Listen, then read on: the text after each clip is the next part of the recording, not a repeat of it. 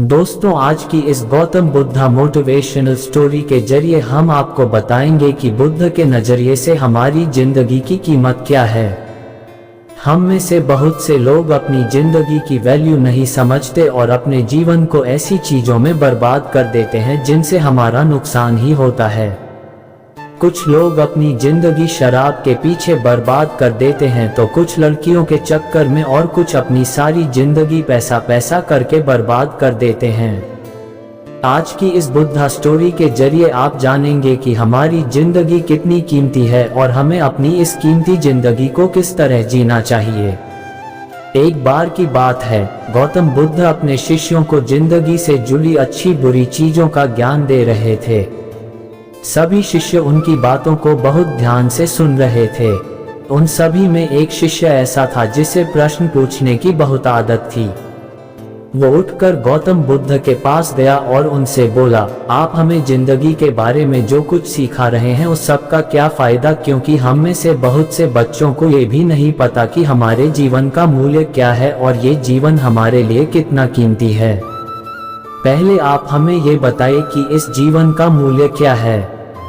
अपने शिष्य की बात सुनकर गौतम बुद्ध अपने कक्ष में गए और एक चमकता हुआ पत्थर का टुकड़ा लेकर आए।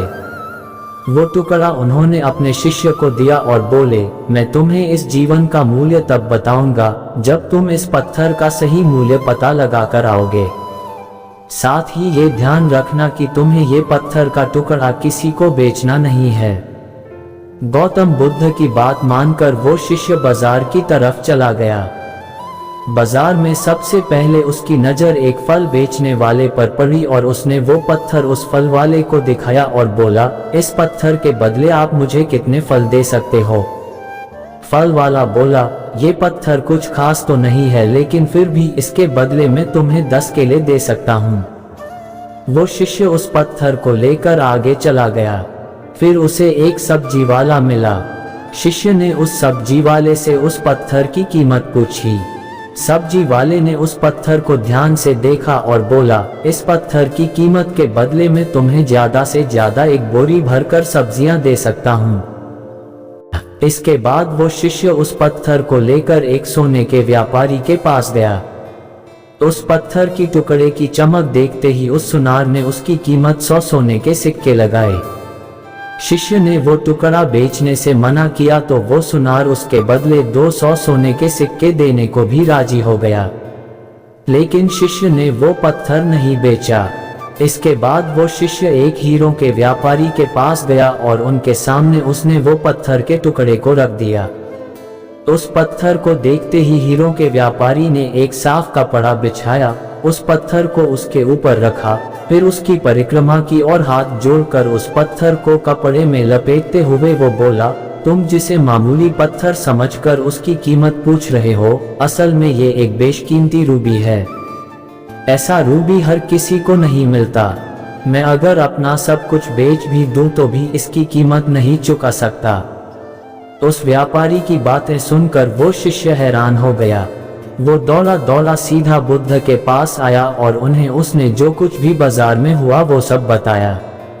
उसकी अचरज भरी बातें सुनकर गौतम बुद्ध बोले, तुम्हारे सवाल का जवाब इस रूबी की कीमत में ही छिपा है।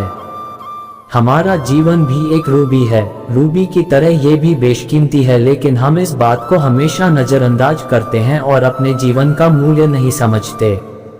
हम दूसरों को देखकर और उनके जैसा जीवन जीने की कोशिश में अपने जीवन की कीमत को कम कर देते हैं।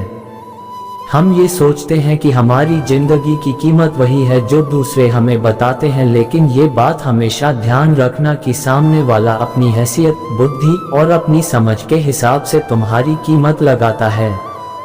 जिंदगी सिर्फ एक बार मिलती है, इसलिए इसको बर्बाद ना करें। अपनी जिंदगी को उतना ही कीमती समझें जितना कीमती आप अपने बैंक में रखे रुपयों को समझते हैं। आज के समय में लोग अपनी जिंदगी से ज्यादा कीमती प्यार, पैसों और दिखावे से भरी चीजों को समझते हैं। प्यार के चक्कर में लोग सुसाइड कर लेते हैं।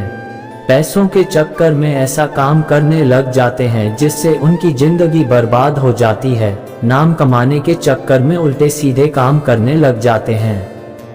हमेशा याद रखें कि दिखावा करना जरूरी नहीं है।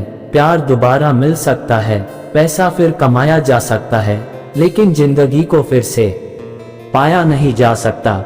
इसलिए अपनी इस बेशकीमती जिंदगी को अच्छे से जिएं, हर पल का आनंद लें।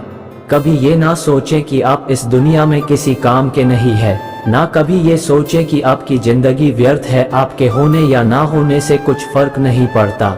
जब भी ऐसे नेगेटिव विचार आपके मन में आए तो खुद को बस ये याद दिलाएं कि जीवन एक रूबी है और ये बेशकीमती है।